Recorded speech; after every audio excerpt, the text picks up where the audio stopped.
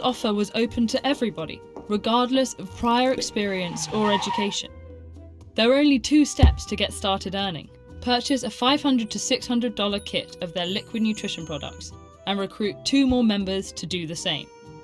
Vemma Nutrition Company grew quickly, becoming a global operation that brought in 30,000 new members per month at its peak. There was just one problem. While the company generated $200 million of annual revenue by 2013, the vast majority of participants earned less than they paid in. Vemma was eventually charged with operating a pyramid scheme, a common type of fraud where members make money by recruiting more people to buy in. Typically, the founder solicits an initial group of people to buy in and promote the scheme. They are then encouraged to recruit others and promised part of the money those people invest, while the founder also takes a share. The pattern repeats for each group of new participants, with money from recent arrivals funneled to those who recruited them. This differs from a Ponzi scheme, where the founders recruit new members and secretly use their fees to pay existing members, who think the payments come from a legitimate investment. As a pyramid scheme grows, it becomes increasingly difficult for new recruits to make money. That's because the number of participants expands exponentially. Take a structure where each person has to recruit 6 people to earn a profit. The founder recruits 6 people to start, and each of them recruits 6 more. There are 36 people in that second round of recruits, who then each recruit 6 people, a total of 216 new recruits. By the 12th round of recruiting,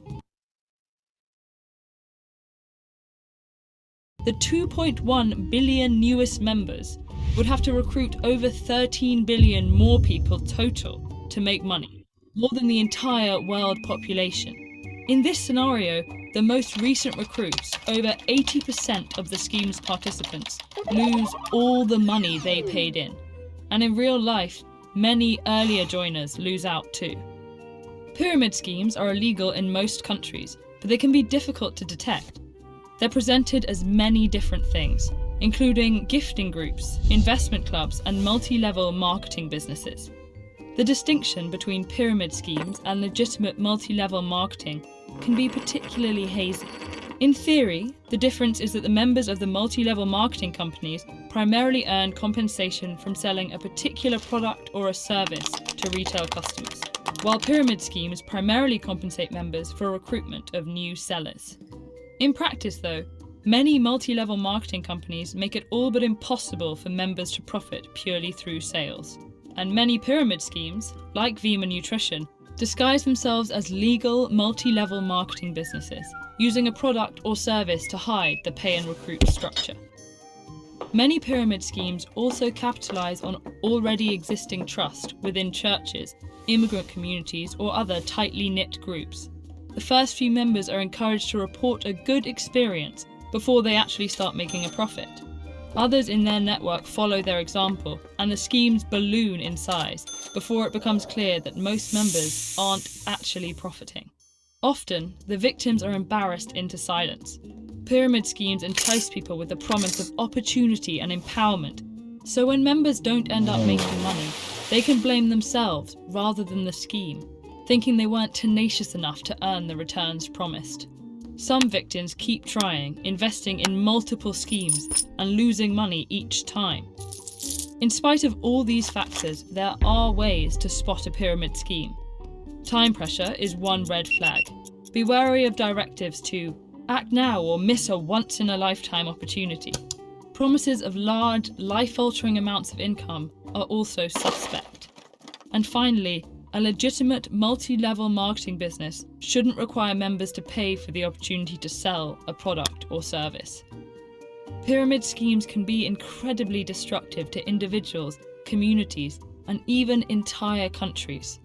But you can fight fire with fire by sending this video to 3 people you know and encouraging them to do the same.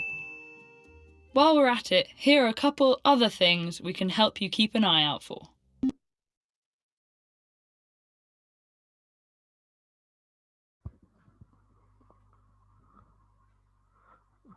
Hello, so have you all watched the video that have been shown now? ये session थोड़ा सा interactive होने वाला है, तो आप सब लोग जवाब देते रहिएगा। आपको कैसा लगा ये वीडियो?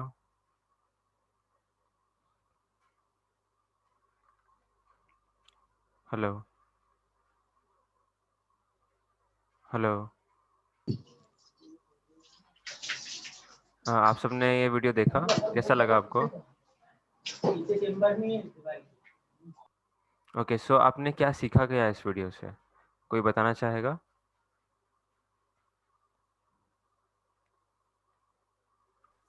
हेलो। हाँ, बोलो। हाँ, कि मल्टी लेवल मार्केटिंग में होता है कि एक बंदा टॉप पे होता है और दूसरे बंदे उसके नीचे रहते हैं। ठीक है। एक बंदा बोलता है कि मतलब जो ओनर होता है वो बोलता है किसी 6 बंदे को चूज करता है और वो हम्म। 6 बंदे और 6 बंदे को चूज करते हैं। ठीक है। तो हमारे पास बहुत बड़ा एक नेटवर्क खड़ा हो जाता है हम्म। ओके। जिससे कि हमारा प्रोडक्ट सेल करने में इजी होता है। हम्म। एकदम सही। तो अगर हम कोई मल्टी लेवल मार्केटिंग कंपनी का हिस्सा है, तो हम किस तरीके से खुद को बचा सकते हैं या फिर खुद को समझा सकते हैं कि किस तरीके से हम आगे बढ़े। ठीक है। ऐसा ज़रूरी नहीं है कि हर कोई ही एमएलएम कंपनी फ्रॉड हो। ठीक है। और हमको ये देखना है कि हम खुद से कैसे बच पाए। अगर कभी फ्रॉड होता भी है तो किस तरीके से बचा जाए।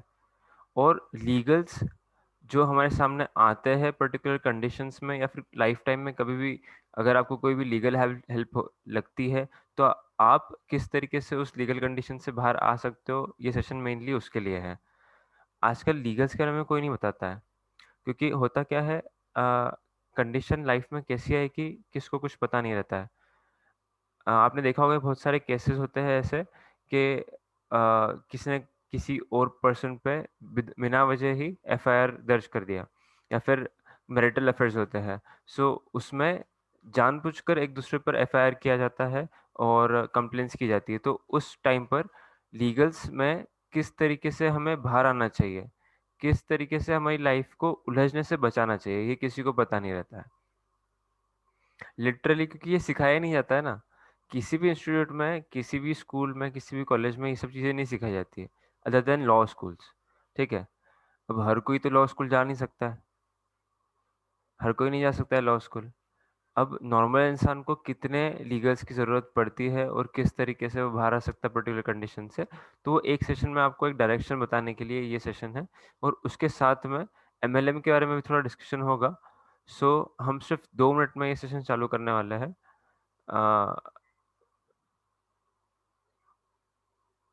ओके। सो हम सिर्फ 2 मिनट में ये सेशन चालू करने वाले हैं। 4:11 तक हम इस सेशन चालू करेंगे।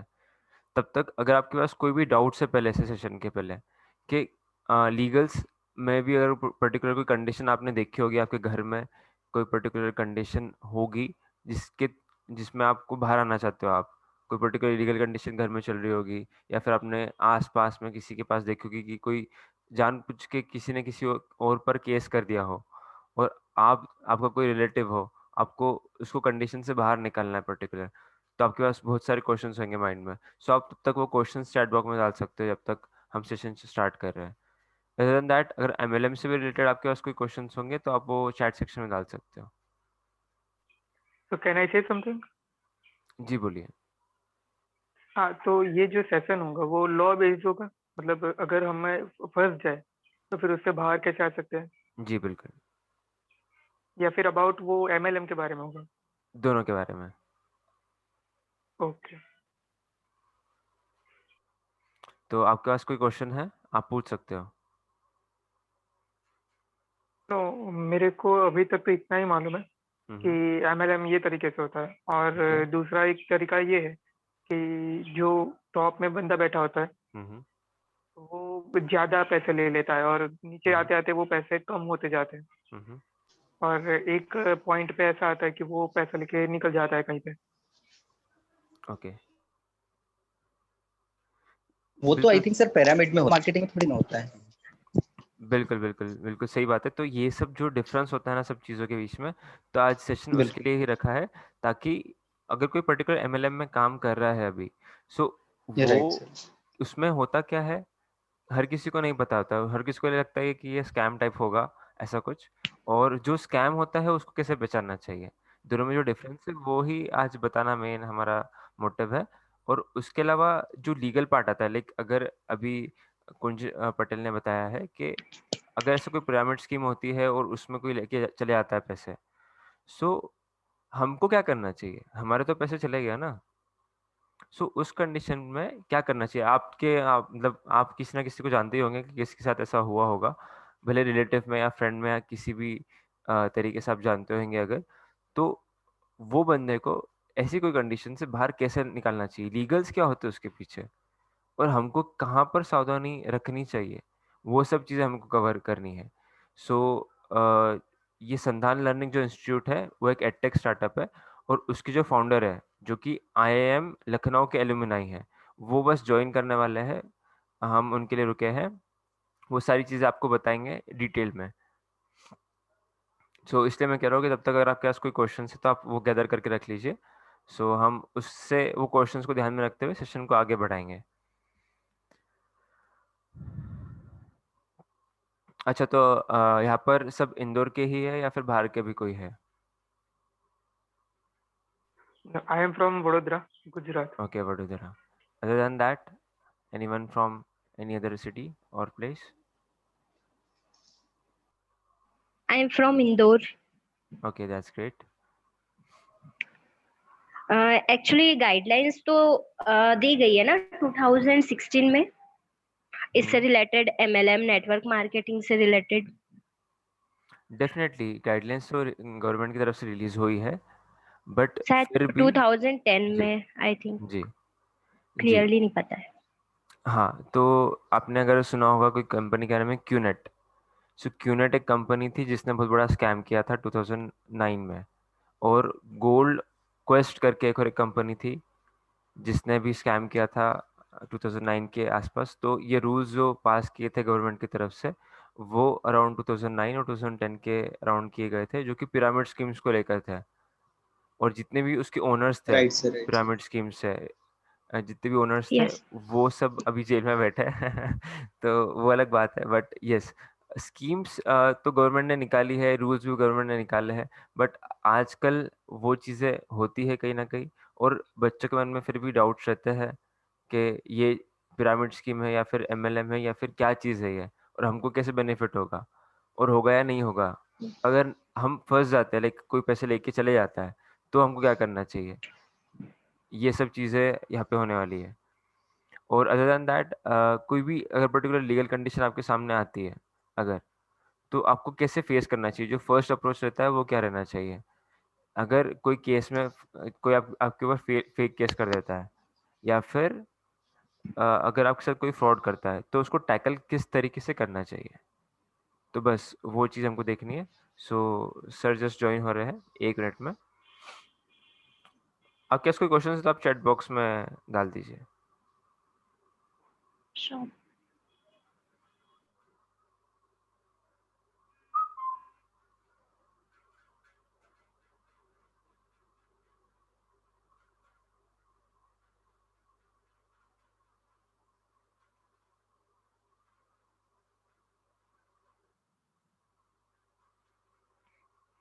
ओके, सो सर आ चुके हैं, Vikrant sir.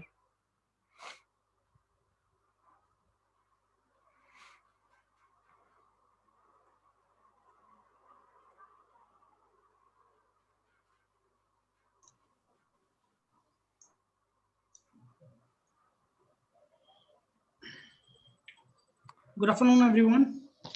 Good afternoon sir. Good afternoon sir. How are you? I am fine. Am I audible to everyone? या sure. Yes sir. And how many people are here? Sir, 12 participants are there. 12 participants. Okay, let's not waste time. Okay, first of all, shoot your questions. Tanmeet, please Yes, sir. allow them to shoot their questions. Sure, sir. And then we'll start. Sure, sir. So आपके पास जो question थे आप वो please बताइए। All the participants are requested to put forward their questions. कोई भी question MLM से related या लीगल पार्ट से रिलेटेड कि किस तरीके से हमको बाहर आना चाहिए, या फिर कोई भी पर्टिकुलर कंडीशन, या फिर अगर आप कोई पर्टिकुलर एमएलएम में काम करते हो, आपको उसके बारे में कुछ क्वेश्चन पूछना है तो आप वो भी पूछ सकते हो। Okay. Let me cut it short. मैं थोड़ा सा व्यस्त हूँ। Guys, listen. यहाँ पे किसी भी पर्टिकुलर एमएलएम पे किसी भी तरीके का पॉइंट आउट नहीं किया जा रहा है। ये इस वर्कशॉप का सिर्फ और सिर्फ एक मकसद है ताकि आपको लीगैलिटी समझ में आए। कई बार ऐसा होता है कि जाने अनजाने में हम भी क्राइम का हिस्सा बन जाते हैं। फॉर एग्जाम्पल, अगर आप किसी और के कहने पे किसी के साथ फ्रॉड करते हैं तो केवल वो व्यक्ति फ्रॉड के केस में अंदर नहीं जाएगा, आप लोगों के भी चांसेस हैं कि आप लोगों के अगेंस्ट पे भी फ्रॉड का केस चल सकता है। Fair enough? आयुषी, ऋतुजा, शुभम, निशांत, समझ में आ रहा है?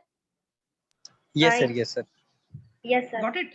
तो Yes, इंडिया sir. के अंदर एमएलएम कंपनीज जितनी भी हैं, मल्टी लेवल मार्केटिंग कंपनीज जितनी भी हैं, उन सब का एक बेस जो है वो है 99% कंपनीज का बेस है फ्रॉडुलेंट एक्टिविटीज।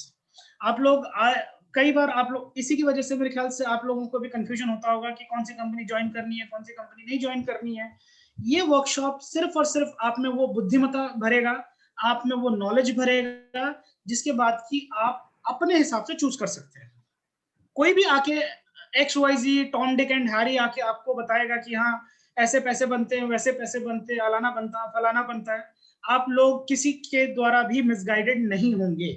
और संधान का ये इकलौता मकसद है कि कोई भी किसी को मिसगाइड ना कर पाए, specifically students. Fair enough? Yes sir. मुझे तुरंत बेसिस पे मैं नाम जैसे जैसे लेता जाऊं कि क्या अंडरस्टैंडिंग है एमएलएम से आप लोगों की, तुरंत बेसिस पे बोलना कि आपका अभी तक का एक्सपीरियंस क्या है या क्या अंडरस्टैंडिंग है। लेट मी स्टार्ट विद महिमा Munjal.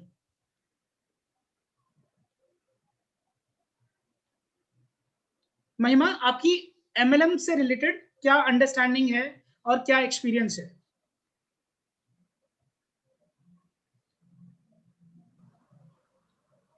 Actually, Mahima is not connected with audio. She does not have audio Okay. device in her device. Phone. Ayushi Toma? Yes sir. Sir actually Please.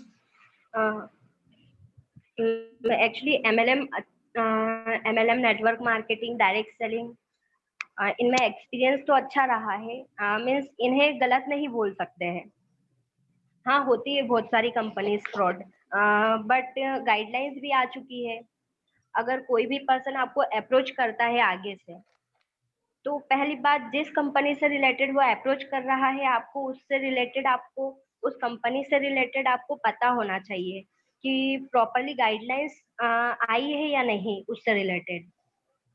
Then he आप उसमें आगे working आपने कीजिए। अभी Ayushi, yes sir. Ayushi, अभी आपने बोला कि गाइडलाइंस आ चुकी है, किसकी गाइडलाइंस है ये? सर आई थिंक, मेरे को पक्का नहीं पता है, 2010 समथिंग में ये नेटवर्क मार्केटिंग एमएलएम से रिलेटेड गाइडलाइंस आई थी। बहुत सारी कंपनी फ्रॉड थी जो बंद भी हो चुकी थी उस टाइम पे। गाइस, ये इसी वजह से इस वर्कशॉप का इम्पोर्टेंस बहुत ज्यादा है। हम लोगों को बताया कुछ जाता है, Ayushi don't take it wrong, ठीक है? हम लोगों को बताया कुछ जाता है, कोई हमसे बड़ा आके बता देता है, कोई कुछ बता देता है, बट उसके एक्चुअल एंड फैक्चुअल ग्राउंड्स कुछ नहीं होते। Now understand this fact, India के अंदर कॉमर्स को कंट्रोल कौन करता है, कंपनीज को कंट्रोल कौन करता है? उसका नाम है MCA, ministry of corporate affairs. Am I clear? Yes, sir. Am I clear? MCA is a government Yes, sir, body. ठीक है, आप लोगों ने सुना भी होगा, ministry of corporate affairs is a government body. तो जितनी भी Yes, sir. कंपनीज एस्टैब्लिश होती है, गाइडलाइंस निकलेंगी, वो सब किसके अंडर निकलेंगी? MCA के अंडर के द्वारा निकाली जाएंगी। ठीक है, अभी जैसे जैसे वर्कशॉप में आप आगे बढ़ेंगे, आपको समझ में आएगा कि कौन सी गाइडलाइंस कौन निकालता है, किस वजह से निकालता है और किस तरीके से निकालता है। फेयर है ना? MCA ने ऐसी कोई भी गाइडलाइंस नहीं दी है। आयुषी? Yes sir. ठीक है, अगर कोई कंपनी आपको गाइडलाइंस, गेटिंग माय पॉइंट, अगर कोई कंपनी बोले कि भाई ये रही गाइडलाइंस अपने लेटर पैड के ऊपर, until unless it is not government approved. Government approved कैसे नहीं? It should be by the Ministry of Corporate Affairs, not by any XYZ person. आजकल बहुत सारे लोग वो नेशनल एम्बलम का भी यूज कर लेते हैं कि ये गवर्नमेंट ने बोल दिया है करके. Let me help you with section 492 के अंडर नेशनल एम्बलम को यूज करना क्रिमिनल ऑफेंस है. कई सारी कंपनीज अपने साथ नेशनल एम्बलम्स को यूज करती हैं ये बताने के लिए कि भाई हम लोग गवर्नमेंट रिकॉग्नाइज्ड हैं. सारी गवर्नमेंट रिकॉग्नाइज्ड कंपनी होती है. When it is registered under MCA, Ministry of Corporate Affairs, it is meant to be government recognized. That's all. आप गवर्नमेंट को टैक्स दे रहे हो तो आप गवर्नमेंट रिकॉग्नाइज्ड हो. बट उसका मतलब ये नहीं होता है कि नेशनल एम्बलम को यूज करने का अधिकार मिल जाता है. Fair enough? ठीक है गाइस. तो कोई भी कंपनी नेशनल एम्बलम को दिखा के आप लोगों को अगर ये बोले कि हाँ ये गवर्नमेंट से आया हुआ है, until unless it is not by MCA, no. MCA, RBI, FCCI, ये सारे उसके लिए रेगुलेशन देते हैं. ठीक है. Now let's go with Nishant. Yes sir. Experience क्या रहा है और कैसा रहा है आपका अभी तक का कंफ्यूजन एंड एक्सपीरियंस? सर अभी कोई ज्वाइन नहीं कर रहा है. एक फॉरएवर लिविंग का अभी रिसेंटली ज्वाइन किया है. 1 वीक हुए बस. ठीक है. तो उनके वेबिनार्स अटेंड करते हैं बस. Rutuja? Yes, sir, I have never attended anything, so I'm still pursuing my BTech. Fair. Guys, this workshop is intended to open your mind. We are not against any MLM companies. We are only against the unethical practices. ठीक है. शुभम बडोले? जी sir. Hello. जी sir. बोले. जी sir, MLM का experience तो बहुत अच्छा रहा है sir. और पर्सनली मुझे बहुत ज़्यादा पसंद है सर MLM, बिकॉज मैंने यहाँ इनिशियल लेवल पर मुझे भी बहुत ज़्यादा डाउट होते थे कि एक्चुअल में वही कि ऊपर वाले ही पैसे कमाते होंगे, चीट फंड होती होगी. तो जब कॉन्सेप्ट समझ में आया तो सर वाकई में एक्चुअल पोटेंशियल MLM का पता चला कि यार वाकई में कि स्टूडेंट अपनी लाइफ में किस लेवल पर जा सकता है with the help of network marketing, MLM या डायरेक्ट सेलिंग सर. जी sir. When you say direct selling, what do you mean by direct selling? Direct selling sir, I think it's part of MLM. I think जहाँ तक मुझे मालूम है sir, because 3 नाम से इसको कहा जाता है कि direct selling, multi level marketing, network marketing. I think ये थोड़ा सा डिफरेंस होता है, बट डायरेक्ट सेलिंग. चलो आज आपको समझ में, आपको अच्छी तरीके से समझ में आएगा. ये अच्छी चीज है कि आप लोगों ने अपने कंफ्यूजन्स बाहर निकालने शुरू किए. नेक्स्ट किसका नाम है?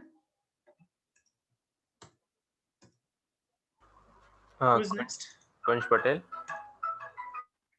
मुझे सिर्फ उतना ही पता है कि MLM में वो होता है पिरामिड स्कीम, और ये क्यूनेट में मैंने एक इंसान मतलब बात की थी, वो क्यूनेट के बारे में समझा रहे थे. तो एक्सपीरियंस नहीं है कुछ, सिर्फ इतना पता है. Fair enough. Is QNet legal or illegal? I don't know. You'll come to know. Okay. बस अभी के लिए ये जान लीजिए कि there are several criminal FIR against QNet under section 420, 421, 422, 423, 883, 383, 384, 385. और उनका डायरेक्टर फिलहाल जेल में है, इंडिया डायरेक्टर. ठीक है. So let's go ahead. Next कौन है? चैतन्य पवार. Yes, Chaitanya.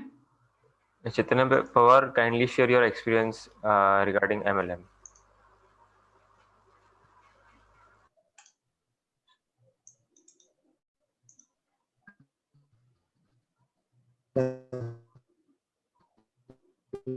चैतन्य आप जलगांव से हो? वॉइस नहीं आ रही है. Kunj Patel, please go ahead. Kunj Patel have spoken. Okay, मेरे ख्याल से यहाँ पे कट डाउन करना पड़ेगा. तन्वीत, मुझे स्क्रीन शेयर करने के लिए दो option. Sure, so you can share the screen now. I can share my screen. Okay, fair. Okay, guys, now let us see. Can you see the screen? Yes, sir. Yes, sir. Yes. Okay, fine. पूरी तरीके से देख पा रहे हैं या आधा अधूरा दिख रहा है? सर क्लियरली दिख रहा है. क्लियरली दिख रहा है. लेट अस सी. संधान लर्निंग, संधान का मतलब है संधान का मतलब आप लोगों को पता होगा, अगर आप लोग हिंदी जानते होंगे. इस कंपनी का नाम संधान इसलिए रखा गया है ताकि बच्चों को सही गाइडेंस दी जा सके. दिस कंपनी इज, मिनिमाइज कैसे होता है? हाँ, this company is founded on the principle of doctor APJ Abdul Kalam. Skills, knowledge transfer, employment and career related functioning करते हैं हम लोग. लेट अस सी. ये पर्टिकुलर सब्जेक्ट जो है वो एमएलएम एंड लीगल एस्पेक्ट्स के बारे में है, तो आप लोग जानते होंगे. सबसे पहले ये समझते हैं कि general organisation and network marketing organisations का बिहेवियरल एस्पेक्ट्स क्या होता है, फंक्शनिंग क्या होता है, ताकि आप लोग आगे बढ़े. Fair enough. किसी भी तरीके के बिजनेस, कोई भी बिजनेस आप ले लो, आप टाटा मोटर्स को ले लो, आप मारुति ले लो, आप टीसीएस ले लो, या तो बिजनेस जो है वो प्रोडक्ट बेस्ड रहेगा या फिर सर्विस बेस्ड रहेगा. अगर मैं बोलूं Tata Motors product based company है या सर्विस बेस्ड कंपनी है? एनीवन? Product based. फेयर. अगर मैं बोलूं TCS? Service based. Good. Tata Motors is product based and TCS is service based. Clear? Yes. ठीक है, आगे बढ़ते हैं. तो प्रोडक्ट बेस्ड जो होता है उस पे लगता है सेल्स टैक्स पहले वाले टाइम पे, और सर्विस बेस्ड जो कंपनीज होती हैं उस पे लगता है सर्विस टैक्स. ठीक है, आज की डेट में गुड्स एंड सर्विस टैक्स लगाया जाता है. Fair enough. लेकिन अब ये देखते हैं कि किसी भी प्रोडक्ट का जो कॉस्ट है वो किस तरीके से डिफाइंड होता है. कॉस्ट, कोई भी प्रोडक्ट का कैलकुलेशन होता है, कॉस्ट कैलकुलेशन होता है, तो जाहिर सी बात है उस पर कुछ ना कुछ डेफिनेशन होगा, किस तरीके से तैयार होगा कॉस्ट. राइट. तो चलो, नॉर्मल बिजनेस सिनेरियो में किस तरीके से प्रोडक्ट की कॉस्टिंग को चूज किया जाता है, देखें इस चीज को. सबसे पहले रिसर्च एंड एनालिसिस कॉस्ट होता है उसका, कौन सा प्रोडक्ट मार्केट में उतारना, उसके पीछे की रिसर्च कितनी होती है. डेवलपमेंट कॉस्ट होता है, इंफ्रास्ट्रक्चर कॉस्ट होता है, प्रोडक्शन कॉस्ट रहता है, ऑफिस सप्लाईज रहता है, ट्रांसपोर्टेशन कॉस्ट रहता है, ओवरहेड कॉस्ट रहता है, मार्केटिंग कॉस्ट रहता है, मैन पावर कॉस्टिंग रहती है, पोस्ट सेल्स कॉस्ट रहता है, और टैक्स एंड लीगल लायबिलिटीज होती है. कैन यू सी कितने टाइप के कॉस्ट होते हैं कि नॉर्मल बिजनेस सिनेरियो में.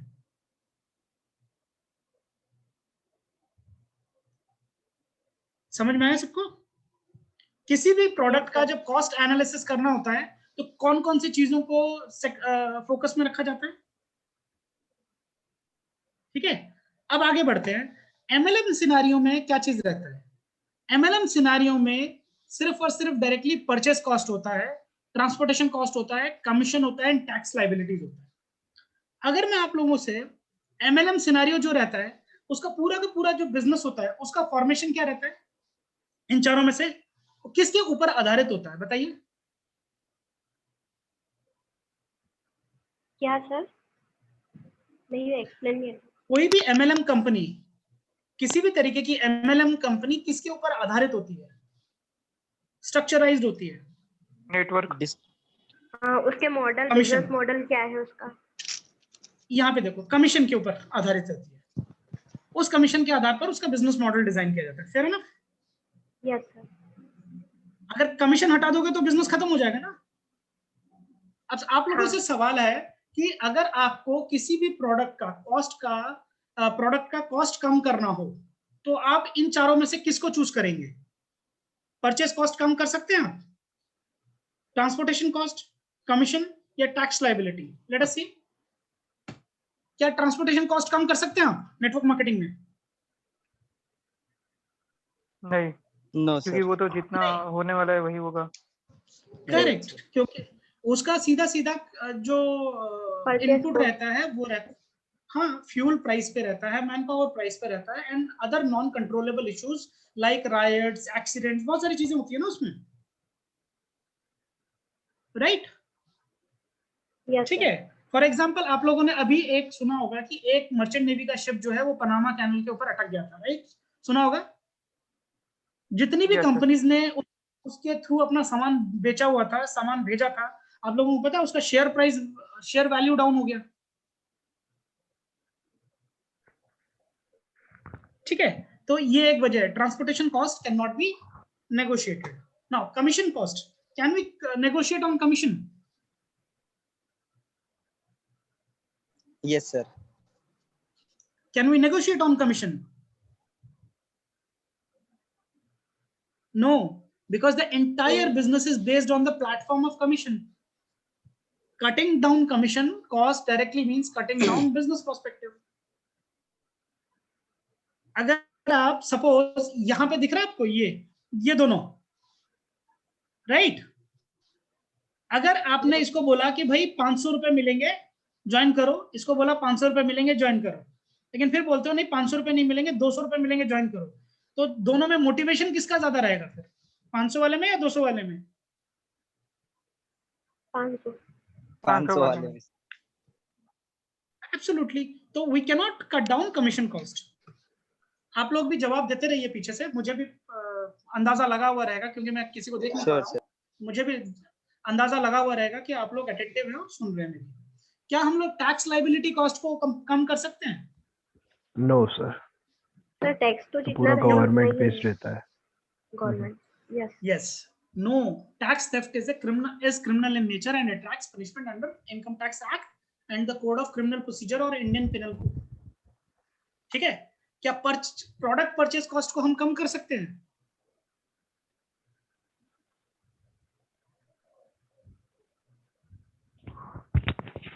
क्या हम प्रोडक्ट परचेज कॉस्ट को कम कर सकते हैं? क्वालिटी से कॉम्प्रोमाइज करना पड़ेगा. राइट. या तो आप क्वालिटी से कॉम्प्रोमाइज कर जाओ या फिर आप इतना ज्यादा बल्क ऑर्डर करो कि सामने वाली कंपनी जो है वो सिर्फ आप ही का भरती बैठ जाए, मार्जिन बहुत ज्यादा कम हो जाए. Right sir. कुछ ब्रांड्स रहते हैं तो वो महंगे ही मिलते हैं. राइट. नाउ फॉर एग्जांपल एक कंपनी का नाम मैं बताता हूँ. I have a very clear understanding about that company. It is basically a cosmetics company. काफी, क्या नाम है उस कंपनी का, किसी को आइडिया है? ओरिफ्लेम. कॉस्मेटिक्स की एक दो कंपनी का नाम बताओ. Oriflame, correct. और ओरिफ्लेम कंपनी उनका खुद का मैन्युफैक्चर्ड प्रोडक्ट नहीं है. हाँ सर, वो मार्केटिंग करता है. हाँ, वो सिर्फ मार्केटिंग है. दे purchase their product from Rishikesh. Yes sir. Rishikesh में 3 फैक्ट्रीज है, नैनीताल में. Why I knew about this? Because Oriflame का जो ऑडिटर है वो केपीएमजी है. केपीएमजी का नाम आप लोगों ने सुना होगा? No sir. Yes sir. Yes sir. KPMG is a very big audit firm. Right sir. ठीक है. आप लोगों को ये चीज पता है, जो लिपस्टिक मार्केट में ओरिफ्लेम 350 रुपए का बेचता है, उसकी एक्चुअल जो कॉस्टिंग है जो फैक्ट्री को मिलती है वो 7 रुपए की है. OMG sir. उसको 7 रुपीज में परचेस करके 350 रुपए को बेचा जाता है. How sir? This is how. ठीक है. अच्छा लूट. This is how network marketing works. मैंने बोला ना कि कमीशन के ऊपर काम होता है यहाँ पे. ठीक है. इसी तरीके से जैसे मैंने बोला ना, हर कंपनी को 2 सेक्टर पे डिवाइड किया जाता है, या तो प्रोडक्ट बेस्ड डिवाइड किया जाता है या सर्विस बेस्ड डिवाइड किया जाता है. Fair enough. Now let us see product based कुछ कंपनीज हैं, जैसे एमवे है, क्यूनेट है. क्यूनेट के बारे में मैंने इसलिए जानबूझ के डाला, एमवे के बारे में भी जानबूझ के डाला. एमवे भी प्रोडक्ट बेस्ड थी है, क्यूनेट भी प्रोडक्ट बेस्ड थी है. करेक्ट? Yes sir. वेस्टीज भी है ना सर इसमें?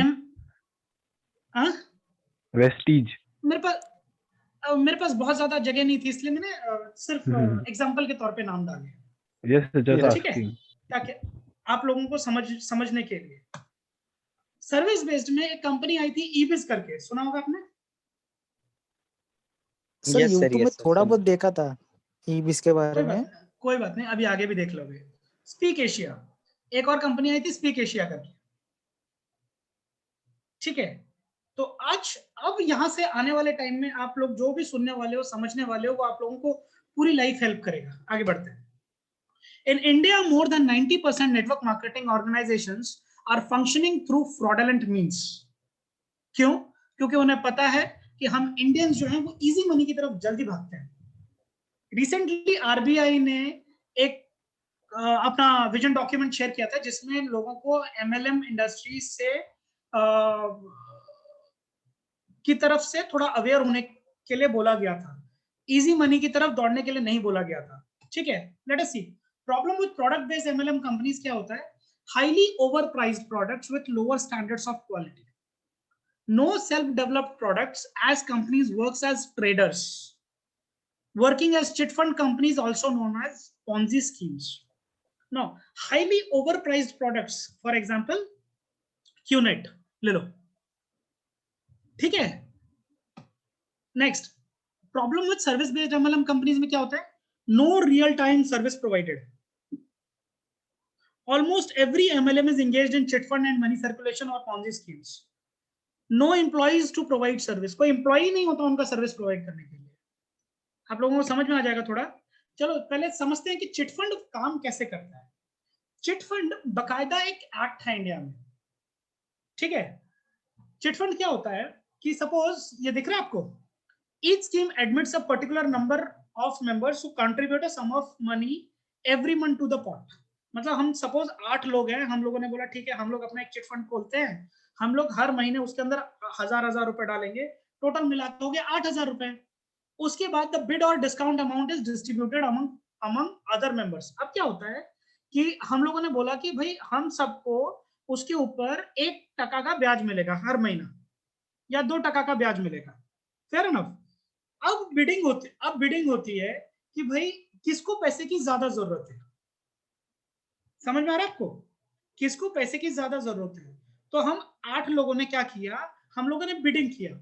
एक ने बोला भाई ठीक है मैं आपको 2.2% दूंगा, मेरे को पैसा चाहिए 8000 रुपया इस महीने. दूसरा बोलता है कि मैं आपको 2.3% दूंगा. तीसरा बोलता है मैं 2.4% दूंगा मुझे. तो जिसकी जितनी ज्यादा जरूरत है वो उतना ज्यादा टका पे लेके जाएगा ब्याज. क्लियर हुआ चीज? समझ में आ रहा है? Yes sir. Am I audible? Yes sir. Yes समझ में आ रहा है? ठीक है. Yes, अगर डिले करता हूं मैं पेमेंट, तो देखो in case of delayed payment और default from the members the chit fund organise will put the money. ठीक है. अगर कोई डिले करता है तो वो पैसे को उसको बंद कर दिया जाएगा, उससे उतना ही इंटरेस्ट जो है वो हर महीने लिया जाएगा. एक महीने के लिए, 2 महीने के लिए वो कोशिश करके लेके जाता है. The pot is auctioned out every month. अभी जो मैंने बोला ना आपको, the highest bidder known as prized subscriber wins the pot for that month. ये है चिट फंड किस तरीके से फंक्शन करता है. क्लियर? समझ में आया गाइस? चिट फंड आपको समझ में आया कैसे फंक्शन करता है? Yes sir. तो उसमें हाँ बोलो. हाँ, तो अगर चिट फंड में 8 लोगों ने मिलके 1000 रुपए किए और फिर कोई बंदा आके बोलता है कि मैं 3.5% इंटरेस्ट दूंगा पर मेरे को 8000 रुपए दे दो. हाँ, तो वो पूरे 8000 ले जाएगा और महीने के आखिर में वो 3.5% इंटरेस्ट देगा. करेक्ट. तो रिटर्न कब करेगा? क्या होता है कि जो बैंकिंग वो उसका प्रॉमिसरी टाइम रहता है. वो बोलता है मुझे 1 महीने के लिए पैसा चाहिए या मुझे 2 महीने के लिए पैसा चाहिए. जैसे गांव देहात में चलता है ना, बेसिकली कमिटीज तैयार होती है, वो फीमेल्स वगैरह कमेटी तैयार करती है. सुना होगा? हाँ. सर महिला बचत गट बोल रहे हो क्या आप? हाँ, वो कमेटी जो रहती है वो इसी तरीके से चिट फंड के अंडर ही काम करती है. ठीक है. समझ में आया guys? Yes sir. Yes sir. लेकिन क्या चिट फंड लीगल है? No, चलो मैं आपको मजेदार चीजें सुनाता हूँ.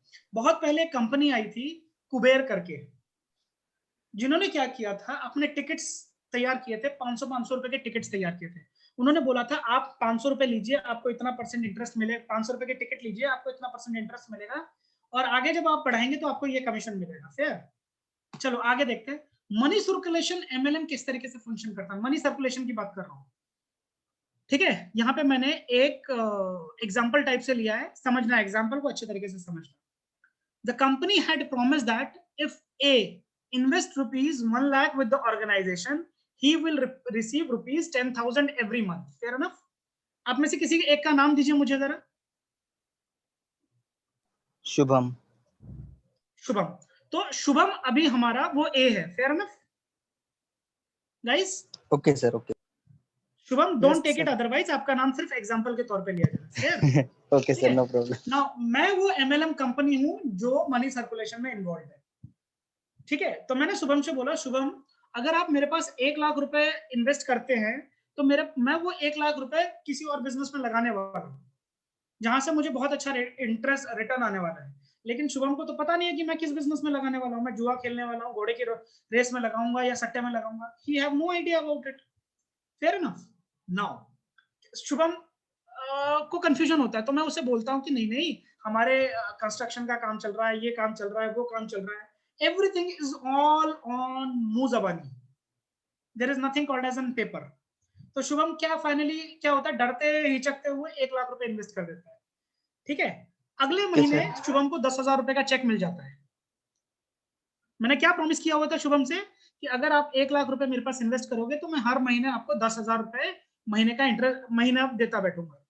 आमतौर पे अगर शुभम वही 1 लाख रुपए बैंक में रखता तो शुभम को जो आमदनी होती उससे वो होती कुल मिला के 3,500 रुपए एक साल की स्टेट बैंक, या ज्यादा 6,000 रुपए एक साल की। राइट सर, राइट, ज्यादा 6,000 रुपए एक साल की।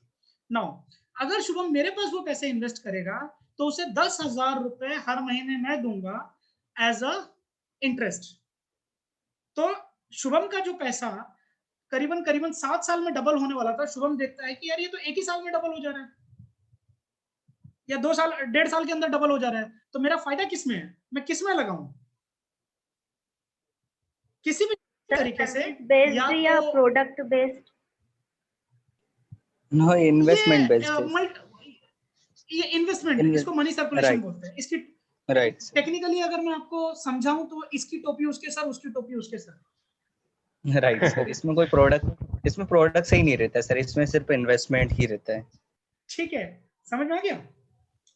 फॉर एग्जांपल बैंक्स हमारे इसी तरीके से फंक्शन करते हैं। बैंक्स क्या करता है, हमसे पैसा लेता है, हमसे प्रॉमिस करता है कि 6% ब्याज आपको दूंगा, करेक्ट? वो उस पैसे को क्या करता है, वो दूसरे को लोन पे देता है और उनसे 14-15% का ब्याज लेता है, बाकी खुद रखता है, 6% हमें दे देता है। Fair enough?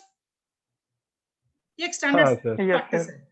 लेकिन जब लोकल मार्केट करता है वो किस तरीके से करता है, जो नॉर्मल जो फ्रॉडलेंट इंडस्ट्री होती है वो किस तरीके से करता है, वो बोलता है कि मैं अनएक्सेप्शनल इंटरेस्ट आपको पे करूंगा, है ना?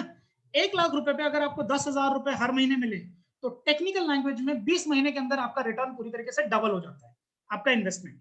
ओके, नाउ अब मुद्दे पे आते हैं। फेयर? शुभम ने 1 लाख रुपए मेरे पास इन्वेस्ट किए, मैंने पहले महीने शुभम को 10,000 रुपए का चेक पहुंच गया। शुभम बोलेगा अरे वाह ये तो सही में आ रहा है ना? थोड़ा सा शुभम का डर कम हुआ। दूसरे महीने और 10,000 का चेक पहुंच गया, शुभम का डर थोड़ा और कम हुआ। तीसरे महीने और 10,000 का चेक पहुंच गया, शुभम का डर थोड़ा और कम हुआ। उसके बाद हमने एक मीटिंग बुलाई जिसमें शुभम जैसे और कई सारे लोग थे, राइट? सबने अपना स्टेटमेंट क्या दिया, भाई हमें तो पैसा आ रहा है, यही होता है ना? राइट, हमें तो पैसा आ रहा है। और सबसे ये बोला गया कि ठीक है, ये कंपनी एक जेन्युइन कंपनी है, हम लोग आपको इसलिए पैसा दे पा रहे हैं क्योंकि हम अच्छी जगह पे इन्वेस्ट करते हैं और हम लोग जल्दी से पैसे को रिटर्न ला सकते हैं। तो अगर आप और इन्वेस्टर्स लेके आते हैं हमारे पास तो आपको कमीशन मिलेगा, 20,000 रुपए का एक इन्वेस्टर पे कमीशन मिलेगा। तो अब क्या होता है, शुभम क्या करता है, वो जाता है आरुषि के पास चले जाता है, आरुषि से बोलता है देखो मुझे 10-10 हजार रुपए के चेक आए हैं, अगर तुम भी 1 लाख रुपए लगाओगी तो तुम्हें भी आएगा। समझ में आया? Right sir, right. तो टेक्निकली पहले 3, 4, 5, 6 महीना जो है वो तो शुभम के पैसे ही उसको धीरे धीरे रिटर्न कर रहे होते हैं, उसी 1 लाख रुपए में से 10-10 हजार रुपए रिटर्न कर रहे होते हैं। कुछ लोगों को जो स्टार्टिंग में जुड़े होते हैं उनके पैसे रिकवर हो जाते हैं पूरी तरीके से, 1 लाख, 10 लाख, 5 लाख या 10 लाख तक भी चले जाते हैं। लेकिन जो बाद के होते हैं, जब नेटवर्क थोड़ा बड़ा हो जाता है, पैसे थोड़े ज्यादा हो जाते हैं, झमेला वहां शुरू हो जाता है। ठीक है, तो सबसे पहले हर कंपनी का ऑब्जेक्टिव रहता है कॉन्फिडेंस बिल्डिंग। जब आप कॉन्फिडेंस बिल्डिंग आप में हो जाता है तो आप खुद अपना चेक दिखाना शुरू कर देते हो कि भाई देखो मुझे पैसे आ रहे हैं, देखो मुझे पैसे आ रहे हैं, देखो मुझे पैसे आ रहे हैं। Fair enough? इसी तरीके से बहुत सारी companies, you take it Gold Mines, Peak Asia, eBiz, now you will come to know कितना बड़ा बड़ा फ्रॉडलेंट एक्टिविटी किया है। आप लोगों को डायरेक्ट सेलिंग एसोसिएशन मैंने क्यों पकड़ा था सुबह सुबह, जब स्टार्टिंग हुआ था, किसी ने बोला ना डायरेक्ट सेलिंग का होता है, तो उसी तरीके से बहुत सारी कंपनीज बोलते हैं we are certified by IDSA, Indian direct selling association, right? सुना है? यस किसी ने सुना है इसका नाम? कितनों को बोला गया है कि हम लोग IDSA से सर्टिफाइड है?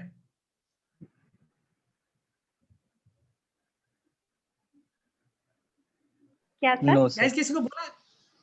ठीक है, अगर कोई आपको IDSA से सर्टिफाइड बोल दे कि भाई हम लोग इंडियन डायरेक्ट सेलिंग एसोसिएशन से सर्टिफाइड है, नाउ अंडरस्टैंड दिस, इंडियन कोई भी लगा सकता है अपनी कंपनी के नाम के आगे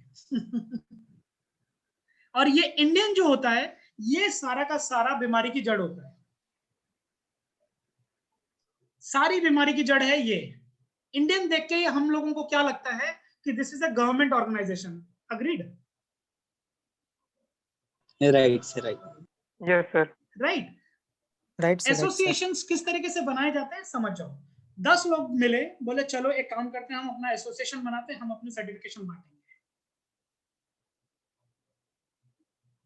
10 लोग, 15 लोग, जिस तरीके से आप लोगों ने वो ट्रक एसोसिएशन सुना होगा ना, एग्जैक्टली उसी तरीके से एसोसिएशन, फार्मर एसोसिएशन, ये एसोसिएशन, वो एसोसिएशन। तो एसोसिएशंस आर गवर्नमेंट रिकॉग्नाइज्ड, ठीक है, क्योंकि उनके लिए अप्रूवल लेना पड़ता है, but it is not a government body, ठीक है? It is an autonomous body, ये इंडिपेंडेंट बॉडी होती है। The certification by IDSA have no meaning, इसका कोई मतलब नहीं है, किसी भी तरीके का फॉर्मुलेशन नहीं है इसका। अगर कोई बोले आपसे Indian direct selling association, the very clear answer is इससे कोई फर्क नहीं पड़ता, either you are authorized or not. Who gave them authority to give a certification to someone else? For example, now कोई लड़की है यहाँ पे, आयुषी तोमर, लेट मी, आयुषी आपका नाम ले लूं तो दिक्कत नहीं है? No sir, no problem. Ayushi ने ये बोला कि भाई ठीक है, मैं आज एक काम करती हूँ, आज मैं पापड़ का बिजनेस मेरे को चालू करना है, तो मैं अपने ब्रांड से पापड़ बनाने चालू करती हूँ, ठीक है आयुषी? Yes sir. तो आयुषी ने क्या किया, पापड़ बना दी खुद, है ना? एब्सोल्युटली कोई दिक्कत नहीं है, मैंने आपका एग्जांपल के तौर पे लिया है, इतना डेलिब्रेट मत हो जाइए कीजिए, ठीक है? तो आयुषी ने क्या किया, सुनो ना, तो आयुषी ने क्या किया, पापड़ बनाना चालू किया और पापड़ को सेल्फ डिस्ट्रीब्यूट करना शुरू किया दुकानों में जाके। तो क्या इसके लिए आयुषी को इंडियन डायरेक्ट सेलिंग एसोसिएशन के पास जाके सर्टिफिकेशन लेना पड़ेगा? नहीं ना सर। एग्जैक्टली, तो उसी तरीके से है, कोई भी मैन्युफैक्चरर के ऊपर डिपेंड करता है कि वो अपना प्रोडक्ट का जो मार्केटिंग कंसेप्ट है उसको क्या रखना चाहता है। इधर ही want to go for network marketing establishment, या फिर वो जाना चाहता है कि नॉर्मल मार्केटिंग एस्टैब्लिशमेंट की तरफ। नॉर्मल मार्केटिंग किस तरीके से होती है समझ जाइए। कंपनी अपना प्रोडक्ट बाहर निकालती है, उससे पहले सबसे पहला जो होता है वो रहता है CNF agent, carry and forward agent, सुना है? Right sir. CNF रहता है, CNF का बहुत बड़ा मार्जिन नहीं रहता है, CNF का 0.25% से 0.5% का मार्जिन रहता है। क्या होना चाहिए उसके पास? उसके पास कैरी फॉरवर्ड करने के लिए उसकी व्हीकल होनी चाहिए और सामान को लाके रखने के लिए गोडाउन होना चाहिए, फेयर ना? राइट सर, ठीक है। नाउ फॉर एग्जांपल हमारा डेयरी मिल्क, इसकी बात करते हैं, एक सेकंड होल्ड कीजिएगा।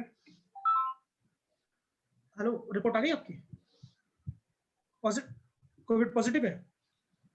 चलो हाँ हाँ, घर जाओ, सीधा क्वारंटीन में जाओ, ठीक है? और नहीं, बच्चों को पास में मत लेना। मैं टिकट्स कैंसिल कर रहा हूँ, हाँ मैं टिकट्स कैंसिल कर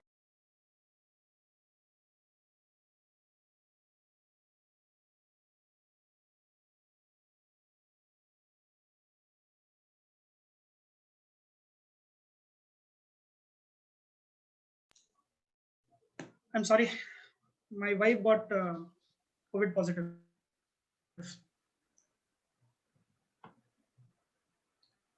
Am I audible? Yes sir. Fair enough. Yes sir. Take care. हम लोग टेक केयर, क्या मेरी बच्ची भी उनके साथ है ना, ठीक है? अब समस्या क्या है, लेट अस सी आगे क्या होता है।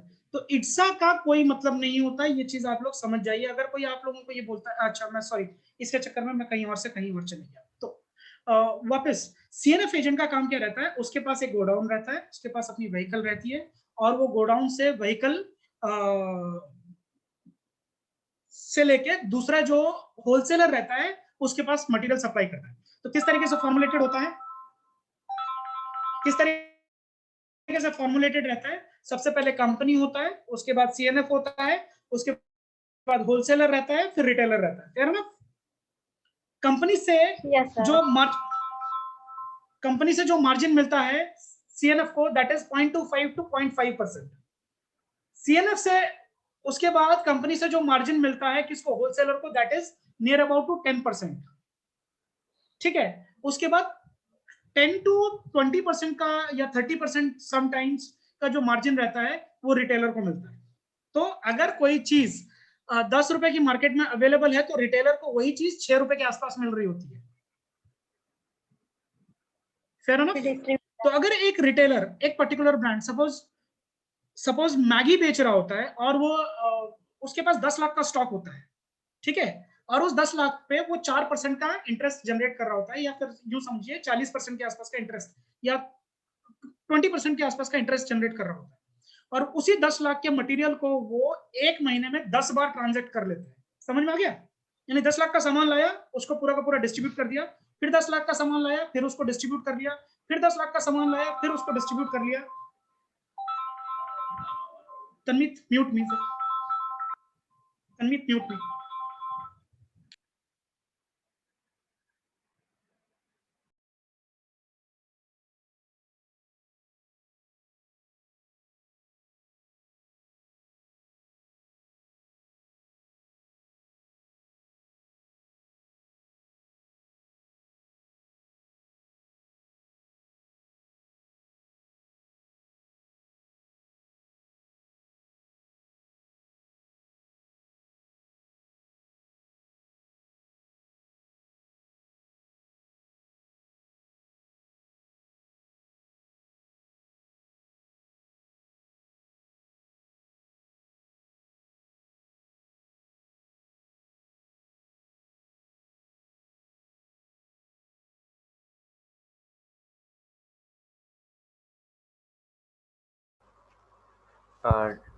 Till then, if you have any doubts, you can be ready with your doubts.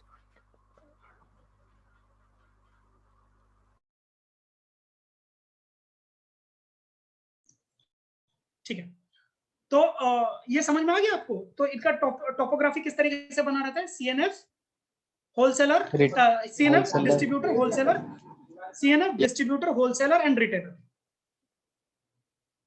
ठीक है, ये टोपोलॉजी है जनरल मार्केटिंग स्ट्रक्चर में। ये all across India, all across world यही टोपोलॉजी फॉलो होता है। नेटवर्क मार्केटिंग कहीं अलग चले जाता है। ठीक है, क्लियर गाइस, क्लियर ये चीज? yes, sir. आगे बढ़ते हैं। नाउ इंडिया के अंदर इतनी आसानी से लोग नेटवर्क मार्केटिंग में फोकस क्यों नहीं हो पाते, क्यों उसको समझ नहीं पाते, उसके लीगल एस्पेक्ट्स क्यों नहीं समझ पाते हैं? Let us see one by one point. सबसे पहले, people get attracted by high rate of interest, sometimes even more than 100% per annum. People get misguided and fooled by their own friends and families. मैंने अभी थोड़ी देर पहले बोला ना कि शुभम 10 लोगों को और दिखाएगा कि देखो मेरा चेक आ गया, मेरा चेक आ गया, राइट? Yes sir. शुभम ऐसा ही होता है ना? ठीक है, डोंट, मैं जब शुभम का नाम ले रहा हूँ, he is just an example. Shubham को कोई छेड़ेगा नहीं। यस सर, नो प्रॉब्लम, बाद में नो प्रॉब्लम सर। ठीक है, people want to earn easy money and hence lose their hard earned money. मैं आपको दिखाऊंगा आगे। हर कोई आसान पैसा कमाना चाहता है, ऐसा हम में से कोई नहीं होगा जिसको दिन में 2 बार सपने ऐसे नहीं आते होंगे कि रोड पे चलते हुए मेरे को 10 लाख रुपए 20 लाख रुपए मिल जाए। Everyone is have this kind of biology, so nothing wrong in it. The point is, जब हम लोगों को लीगलिटीज ही नहीं पता होती, people want to earn however never want to learn. Network marketing industry में ये क्या बोला जाता है कि हाँ भाई इसने सिर्फ 10वीं तक पढ़ाई की है, इसने 5वीं तक पढ़ाई की है, इसने 6वीं तक पढ़ाई की है, वगैरह वगैरह, इसने इतना कमा लिया, इसने इतना कमा लिया, इसने इतना कमा लिया, राइट ना? People gets attracted by someone else's pseudo success. जब आप लोग नेटवर्क मार्केटिंग में होते हैं तो 90%, 99% टाइम आपको ये बोला जाता है यू हैव टू स्पेंड। दिखावे के लिए आपको ऐसा खर्चा करना है कि सामने वाला परेशान हो जाए और वो ये देखे कि आपके पास पैसा कहां से आ रहा है। कितने लोगों के साथ ऐसा हुआ है?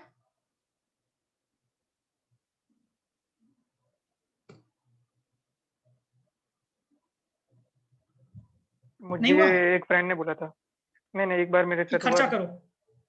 हाँ, बोल रहे थे कि हो सके उतना महंगा यूज करो। Correct. This should be stopped. गलती से भी ऐसा मत करना, क्योंकि वॉरेन बफेट के कुछ प्रिंसिपल्स पढ़ना, जब आप ऐसी चीजों के ऊपर खर्चा करेंगे जो आपकी जरूरत की नहीं है तो जल्दी आपको ऐसी चीजों को बेचना पड़ेगा जो आपकी जरूरत की है। यस सर, पढ़ा है। मैंने कर करके सीखा है। यस सर, मैंने भी पढ़ा है सर, ये कोट है वॉरेन बफेट सर का। चलो मैं आप लोगों को अपने लाइफ की स्टोरी बता देता हूँ। ऐसा नहीं है कि मुझे नेटवर्क मार्केटिंग ऐसे हवा में पता है। Even I did network marketing in my college time.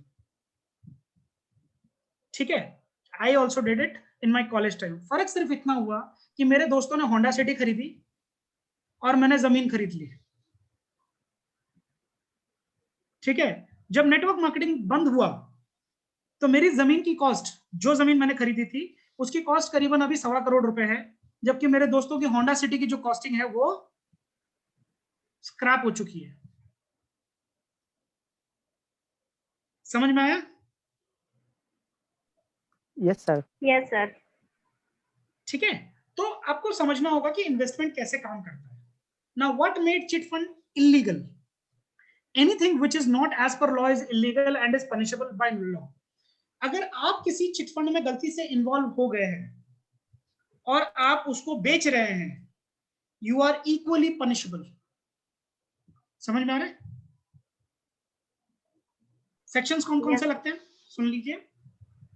Section 320, section 321, section 322, section 323 IPC CrPC, section 420, 421 IPC CrPC. Company के ऊपर लगते हैं सेम सेक्शंस, कंपनी के डायरेक्टर के ऊपर ये सेक्शंस लगते हैं। कंपनी के ऊपर सेक्शन 447 कंपनीज एक्ट के अंडर लगता है। ठीक है, so anything which is not as per law is illegal and is punishable by, if it is set as by fraudulent means and to generate money through fraud, it is illegal. PCMC Act, Price Check and Money Circulation Act and Chit Fund Act, इसके under कौन सी चीजें chit fund को legal बनाती है? Prior approval from SEBI, the Securities and Exchange Board, prior approval from RBI, Reserve Bank of India, and proper structuring as per SEBI norms. Clear? ये तीनों के तीनों गवर्नमेंट बॉडीज हैं। सेबी को किस लिए बनाया गया है? ताकि इन्वेस्टर्स की सिक्योरिटीज, इन्वेस्टर्स की इन्वेस्टमेंट्स की सिक्योरिटीज का ध्यान रखा जा सके। क्लियर? समझ में आया बच्चों? Sir. Now chit fund act को थोड़ा समझ ले। चिट फंड एक्ट अगस्त, उससे पहले आ चुका था, लेकिन अगस्त 5, 2009 में लोकसभा में इंट्रोड्यूस किया गया। उसके बाद नवंबर 20, 2009 में लोकसभा से पास किया गया। क्योंकि ये मनी बिल था तो इसको लोकसभा से जैसे ही पास होता है तो 3 हफ्ते के अंदर अंदर राज्यसभा में पेश कर रहा होता है। लेकिन आप देखेंगे कि कितने दिन के अंदर ये राज्यसभा से पास आउट हो गया? सिर्फ और सिर्फ 8 दिन के अंदर राज्यसभा से पास आउट हो गया और ये एक्ट बन गया। अदर नेम्स कौन कौन से अलग अलग नाम से जाने जाते हैं? चिट्टी, कुरी, चिट फंड, बहुत सारे अलग अलग नाम है। ठीक है ना? पीसीएमसी एक्ट क्या बोलता है ये समझ जाइए। मनी सर्कुलेशन करने का काम किसको दे रखा है? सिर्फ और सिर्फ बैंक्स को। ठीक है, और बैंक्स को भी ऐसे हवा में नहीं, बैंक्स को दे रखा है और साथ ही साथ इंश्योरेंस कंपनीज को। इंश्योरेंस कंपनीज हवाई में आके आपका मनी सर्कुलेट नहीं कर पाएंगी। इंश्योरेंस कंपनीज को बकायदा 650 करोड़ रुपए का डिपॉजिट गवर्नमेंट को देना पड़ता है, तब जाके उनको इंश्योरेंस का लाइसेंस मिलता है, 650 करोड़ का। उसी तरीके से बैंकिंग लाइसेंस लेने का एक लंबा चौड़ा प्रोसीजर है, ठीक है। तो money circulation schemes are banned under the prize and money circulation scheme Act 1978 and the respective state governments have the power to take action against the person involved in such schemes. अभी समझ में आया? मैंने आपको थोड़ी देर पहले बोला था कि जरूरी नहीं है कि खाली कंपनी के अगेंस्ट में केस हो। अगर कोई व्यक्ति उसके साथ इन्वॉल्व है तो उसके अगेंस्ट पे भी केस बनता है। Cases will be registered against anybody involved promoting such schemes under different sections of CRPC or IPC. CRPC and IPC Indian Penal Code. सुना होगा आप लोगों ने? ठीक है। Now let us see. अलग-अलग नेटवर्क मार्केटिंग कंपनीज को देख के समझने की कोशिश करते हैं कि कौन चिट फंड में आता है, कौन मनी सर्कुलेशन में आता है और किसने किस बुरी तरीके से लूटा है, ये किया है। Now यहाँ पे आप 4 कंपनीज के नाम देख रहे हो। था। हेलो। हाँ सर, आपने बोला ना इंश्योरेंस कंपनी को 650 करोड़ देना होता है, तो उसमें हर टाइप की इंश्योरेंस कंपनी आती है, लाइक प्राइवेट और पब्लिक इंश्योरेंस कंपनीज, हर टाइप की और any other foreign. For example, अगर किसी तरीके का क्राइसिस हो जाता है इंश्योरेंस कंपनीज में, अगर आपको इंडिया में काम करना है, insurance regulatory and development authority यानी IRDA, ठीक है, उसके अंडर आपको 650 करोड़ रुपए का डिपॉजिशन देना पड़ेगा। तभी जाके आप किसी भी 650, ओके, ठीक है।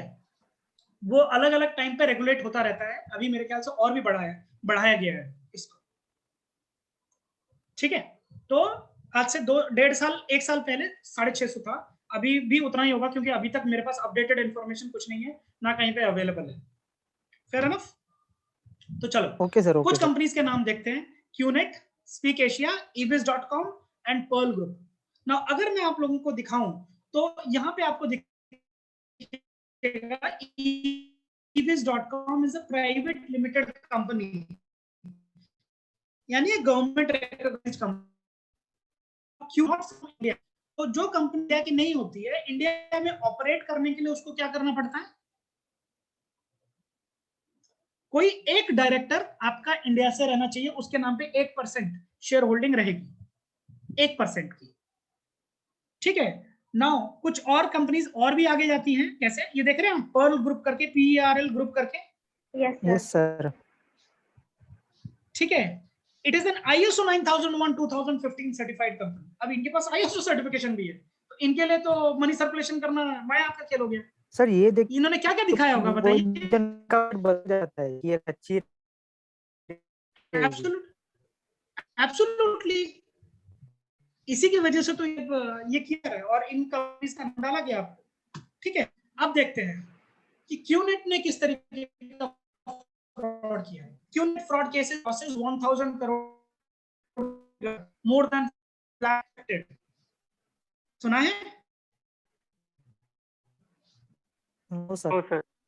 And holidays, you can not believe, जो घड़ियां टेक्निकली 10,000 15,000 10,000 15,000 में एक बहुत ही क्वालिटी वॉच आती है टेक्निकली, अगर उसी को 2 लाख 2.5 लाख रुपए में बेचेंगे तो इट हैपेंड। उनका नेटवर्क मार्केटिंग का स्ट्रक्चर क्या है?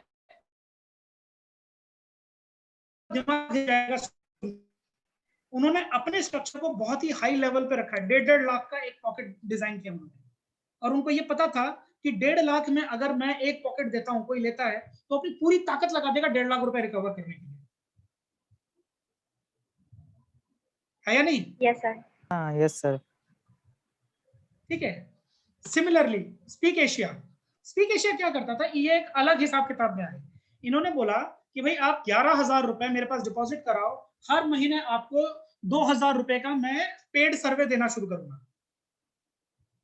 कितना? पेड सर्वे हर महीने 2,000 रुपए का था, ठीक है। और 1,000 रुपए इधर देख रहे हो, 1,000 रुपए अगर आप दूसरे को लेके आते हो कंपनी में, तब आपको उसके मिलेंगे,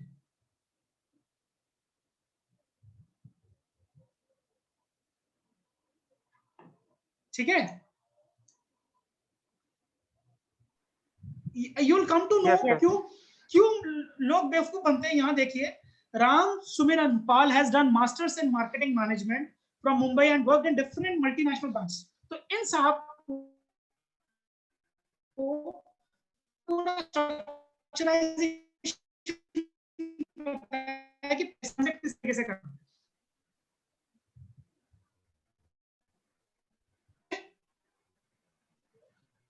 मैं क्या बोला था, कंपनी इनफैक्ट आपको 100% से ज्यादा लेंगे। अब सर्वे भरने में कितना टाइम जा रहा था? हाँ सर, ये वॉइसेस इन्होंने बोला डिस्टॉर्टिंग है। 11,000 रुपए मुझे दीजिए और मैं आपको 52,000 रुपए एनुअली पे करूंगा। Hello sir. और सर्वे मेरे को company. Hello sir, sorry to interrupt. Yes sir, Yes, sir, you are audible. Actually मेरी आवाज सुनाई दे रही है? Yes, sir, sure. हाँ, Yes, it's sir. completely okay. ठीक है, फिर तो जब किसी को ये बोला जाए कि आप मेरे को 11,000 रुपए दीजिए, मैं आपको 52,000 रुपए पे करूंगा, दिमाग घूमेगा ना उसका। हाँ, घर बैठे अगर 52,000 रुपए मिलना, उसी तरीके से गॉट इट। इन्होंने कितना बड़ा फ्रॉड किया, you can not even imagine. 2200 crore रुपए का फ्रॉड किया, 2200 करोड़ रुपए का। ठीक है, नाउ पवन मलान, ठीक है, पवन मलान ईबीएस के ओनर, इनका कितने का फ्रॉड था? 5,000 करोड़ रुपए का फ्रॉड। ईबीएस क्या करता था? कंप्यूटर कोर्सेज बेचता था। Yes, sir. ठीक है गाइस, सुना है ना? ईबीएस क्या करता था? Computer courses. और किनके बीच में फेमस था? स्टूडेंट्स के बीच में। इंजीनियरिंग स्टूडेंट्स ज्यादातर आए। ठीक है, उसी तरीके से आप लोगों ने एक कंपनी का नाम सुना होगा, शारदा ग्रुप करके, वेस्ट बंगाल में थी। हाँ, वेस्ट बंगाल में। अभी तक उनको पैसे नहीं मिले। इनका साइज ऑफ स्कैम पता है कितना था? 20,000 करोड़। 35,000। अच्छा, 20,000 करोड़। ठीक है, नाउ द प्रॉब्लम, इन्होंने देखिए कितना इंटरेस्ट उन्होंने प्रॉमिस कर रखा था, 25 से 30% का इंटरेस्ट प्रॉमिस कर रखा था।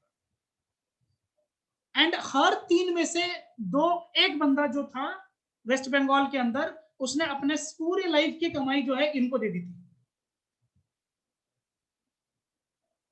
60 से ज्यादा लोगों ने सुसाइड किए थे।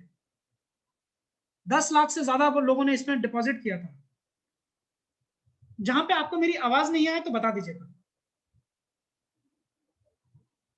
ठीक है गाइस? सर ये एज अ बैंक थी या फिर कंपनी? ऐसा कुछ मैं बताऊंगा आपको, आपको समझ में आ जाएगा क्यों किसी पे भी आंखें मूंद के भरोसा नहीं करना है। आप लोगों को बुद्धि इस्तेमाल करनी है। कोई भी बोलेगा कुछ भी, ठीक है, लेकिन बुद्धि कैसे इस्तेमाल करेंगे, समझना कैसे है। नाउ ऐसी क्या बात हो जाती है, हम लोग इतना आराम से किस तरीके से इनके ऊपर भरोसा कर लेते हैं। लेकिन थोड़ा इसका एनाटॉमी चेक कर लेते हैं शारदा ग्रुप का, कि सुदीप्ता सेन, ये जो बंदा है ना, ये नीचे वाला, this guy. Yes sir, yes sir, yes sir. ठीक है, his Mamata Banerjee is relative. Mamata Banerjee CM of West Bengal. तो इन्होंने शारदा चिटफंड एक्ट स्कीम को 2008 में शुरू किया। 40% तक का इंटरेस्ट ऑफर किया। Second, page back initial investors. मैंने जैसा बोला ना, इसकी टोपी उसके साथ, अभी शुभम वाला जो हम लोग केस ले रहे थे, pays back initial investors, they are return in full in the first 12 to 24 months. तो उन इनिशियल इन्वेस्टर्स ने बड़े जोर शोर से अपने चेक्स दिखा के लोगों को इन्वेस्ट करवाया। ठीक है, फिर सेटअप अदर बिजनेसेस। इसके बाद उन्होंने reality, construction, tour, travels, movies वगैरह सब कुछ शुरू कर दिया। सेबी, अभी मैंने सेबी का नाम लिया था, याद होगा आप लोगों को? यस। सेबी फिर सेबी ने एंट्री किया और उनको बोला कि सभी इन्वेस्टर्स के पैसे रिटर्न कीजिए। ठीक है, तो इस तरीके से अब इनका कनेक्शन, पॉलिटिकल कनेक्शंस कहां? यहां देखिए, Sen uses proximity with TMC MPs Kunal Ghosh. अभी आगे आपको दिखेगा तो आप लोगों को पता लगेगा कैसे, क्यों होता है, क्यों हम लोग फ्रॉड का शिकार बनते हैं। नाउ उसी तरीके से पर्ल पर्ल ग्रुप देखा आपने? पर्ल ग्रुप सुना है, नहीं सुना है? नहीं सुना। पर्ल ग्रुप का टोटल जो फ्रॉड था वो कितने का था? 49,000 करोड़। बहुत ज्यादा होता सर ये। ठीक है, 49,000 करोड़। और उसमें एक बहुत ही एक्टिव हैंड किसका था? सुब्रतो रॉय, सहारा का। सहारा के सहारा सर ग्रुप सुना होगा ना? Head, yes, Subrata Roy. डूब गया सुब्रतो रॉय सहारा। सहारा डूब गया। ठीक है, तो अब बड़ी बात ये है कि जब इनको प्रमोट करना होता है, क्योंकि ये जानते हैं कि भाई 50,000 करोड़ का अगर घपला करना है तो हमें मार्केटिंग वैसी करनी पड़ेगी, हमें सारे बुलशिट्स करने पड़ेंगे। तो उसी तरीके से इनका जो ब्रांड एम्बेसडर था, कौन था? नीचे दिख रहा है, Brett Lee was the brand ambassador, Australian player sir. हाँ, ठीक है। उसी तरीके से क्यों, किस तरीके से ये why sorry India is the safest place for Ponzi schemes. Political connections काफी अच्छे होते हैं ये जितने भी पॉन्जी स्कीम्स लाते हैं। लथार्जिनिक लीगल सिस्टम, बहुत ही स्लो है ना हमारा लीगल सिस्टम। लोगों को लॉ पॉलिसीज के बारे में पता ही नहीं है। हर बच्चा इजी सक्सेस पाना चाहता है और क्विक मनी पाना चाहता है। People easily get convinced when an actor or politician is endorsing a brand. ठीक है, आप में से कई लोगों के फेवरेट होंगे अभी आने वाले, तो don't get humiliated out of it and don't get supportive, because the fact is a fact. ठीक है गाइज? ठीक है। यस सर, आपने पीयर्स ग्रुप का भी बताया था ना, तो कंपनी का मींस वो कैसा था, क्या बोलते हैं, मार्केटिंग करने का तरीका? किसका? Pearl group. पीयर्स ग्रुप आपने पर्ल जो ग्रुप भी ना? बताया ना। हाँ, पर्ल ग्रुप। हाँ, पर्ल ग्रुप, जैसे मैंने शुभम वाला एग्जांपल लिया था ना, यस। वैसा ही ये बिल्कुल। पेमेंट ट्रांसफर करने का सिस्टम। ठीक है, नाउ अब यहाँ पे देखते हैं शारदा में कौन कौन इन्वॉल्व था। Can you see? Yes sir. ठीक है, इधर देख रहे हैं कौन है? मिथुन चक्रवर्ती। मिथुन चक्रवर्ती। मैक्सिमम टीएमसी, तृणमूल कांग्रेस, सोनार बांग्ला करके बेचा गया है। हाँ सर, दीदी तो जाने वाली।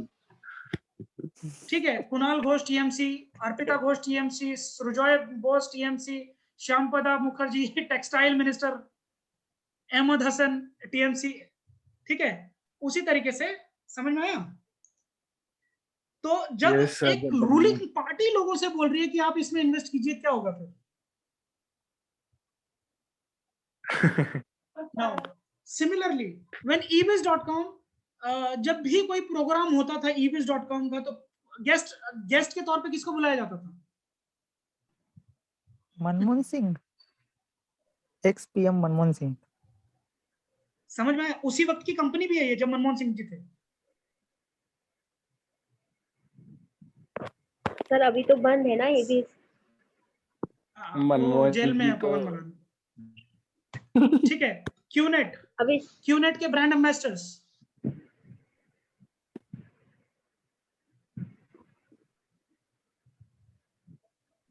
हाँ, ये मैंने देखा था। अनिल कपूर, शाहरुख खान, बोमन ईरानी।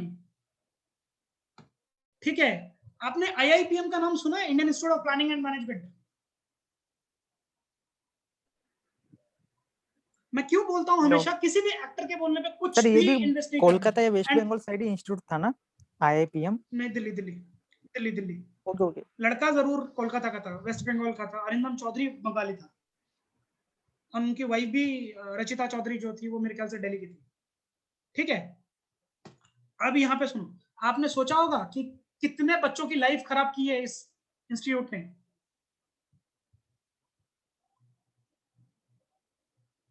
कितने बच्चों की लाइफ और कितनी फैमिलीज की लाइफ पूरी तरीके से बर्बाद कर दी है। किसी को कोई आइडिया? एंड कितने बच्चों ने सुसाइड किया है? रिपोर्टेड वर 500 plus students committed suicide. 1 lakh से ज्यादा बच्चों की पूरी लाइफ बर्बाद।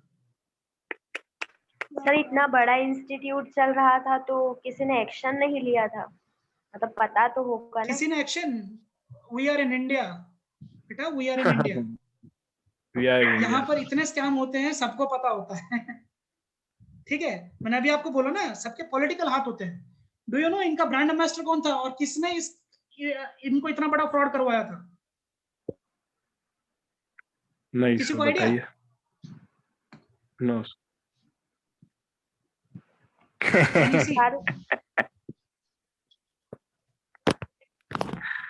सबके पीछे इनका हाथ लग रहा है। Going everywhere promoting and taking admissions.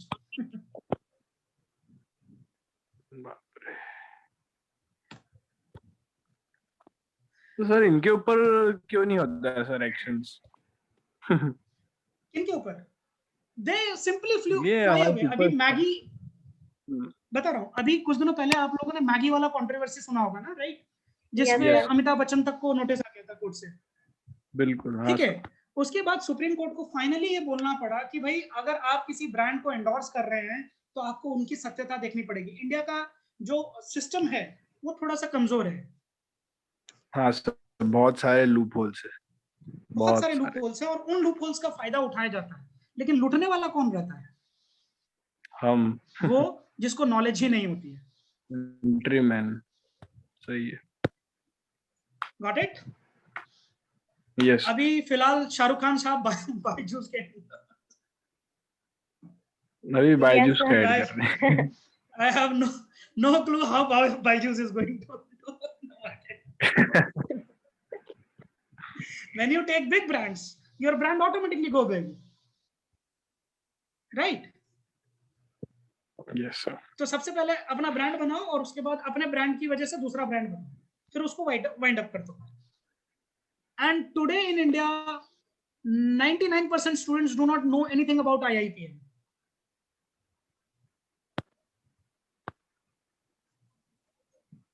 ठीक है, yes, उस वक्त क्या होता था कि अगर कोई व्यक्ति कोई न्यूज़पेपर इनके अगेंस्ट पे लिख भी देता था तो डिफेमेशन केस हो जाता था उसके अगेंस्ट पे। या अभी जो व्हाइट हेड जूनियर के खिलाफ हो रहा है ना, वो भी ऐसा ही कर रहा है, सबका वो यूट्यूब चैनल वो सब बंद करवा देता है। ठीक है,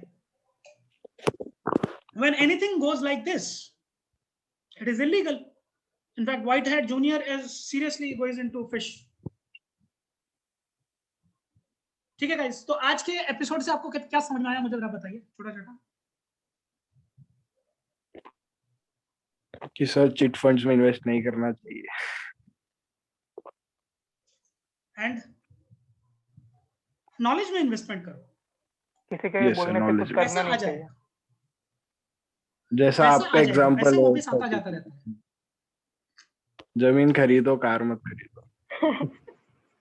सर बट हर कंपनी की डेप्थ में तो नहीं जाया जा सकता है ना कि लीगल है या इलीगल है। बिल्कुल जाया जा सकता है, बिल्कुल जाया जा सकता है। हाउ सर, कैसे? हर वो मेरे दूसरे सेशंस में आता है।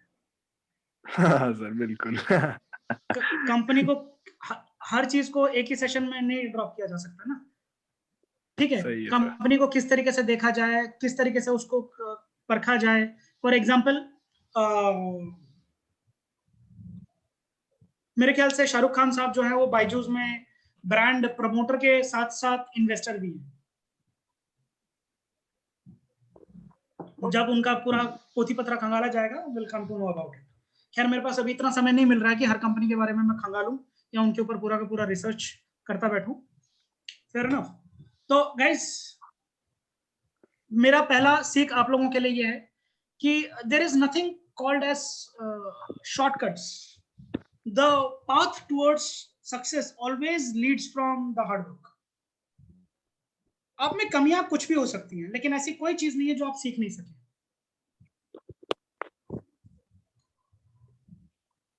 ठीक है? Yes sir. ठीक है, नाउ वी आर, अगर आपको भी आगे अवेयरनेस फैलाना है बच्चों के अंदर, we are currently looking for campus ambassadors. You can apply for it if you like, and we have the only program in India which is tend to be 100% which is creating 100% employment. जब आप programme देखेंगे you'll come to know a complete campus to corporate ready program. Chanakya India का पहला programme है जो पूरी तरीके से A to Z, कोई फर्क नहीं पड़ता इसमें कि बच्चे को कुछ आता है नहीं आता है, सिर्फ एक ही चीज का फर्क पड़ता है कि वो सीखना चाहता है नहीं चाहता है। अगर सीखना चाहता है तो उसको सब कुछ सिखा के उसको 100% एम्प्लॉयड किया जाएगा, लेकिन अगर सीखना नहीं चाहता है उसका तो ब्रह्मा भी कुछ नहीं कर सकता। सर किसी फील्ड बेस्ड तो होगा ना? हाँ नहीं, ये अकेला ऐसा प्रोग्राम है जिसको फील्ड, बता रहा हूँ, ये अकेला ऐसा प्रोग्राम है जिसको फील्ड बेस्ड नहीं चूज किया गया। हम लोग इसमें 3 तरीके से बच्चों की तैयारी करवाते हैं। सबसे पहला गवर्नमेंट सर्विस के लिए तैयारी करवाते हैं when the student is in college. आगे लाइफ में किस तरीके से आगे बढ़ना है, हर बच्चे का एक अलग पैरामीटर डिसाइड होता है, एक अलग करियर मैपिंग होती है कि उसको लाइफ में किस तरीके से आगे स्कोर करना है। फिशबोन टेक्नोलॉजीज इसको बोलते हैं, हम लोग यूज करते हैं। ठीक है, मैं खुद ट्रेनिंग इंडस्ट्री से हूं। I used to be a training head of Tata Motors, so I have very good connections with all the automobile giants, you can probably understand, and right now I'm into government service. ठीक है guys? Okay, sir. Clear? तो अगर आपको interest है, अगर आप जानना चाहते हैं, समझना चाहते हैं, Tanmeet is your boy, he can help you with. ऐसे बहुत सारे प्रॉब्लम्स हैं, जैसे for example we recently got a problem from Tanmeet, am I audible? Yes sir. Would you like to share this part of the friend जो legal issues में फंसा पड़ा था without going papers? Sure sir. So actually मेरा एक friend था, सो वो एक स्टार्टअप में काम कर रहा था। सो बेसिकली हुआ क्या था कि उन्होंने स्टार्टअप को ग्रो करने के लिए 5 मेंबर्स थे, 5 to 6 मेंबर्स ने मिलकर स्टार्टअप चालू किया था, like an IT company type startup था उनका, आईटी सर्विसेज सारी प्रोवाइड करते थे वो। सो उन्होंने 4-5 लोगों ने मिल करके स्टार्टअप को इतना ऊपर तक ले गए कि उनका आफ्टर 8 मंथ्स रेवेन्यू जो टर्नओवर था 1 करोड़।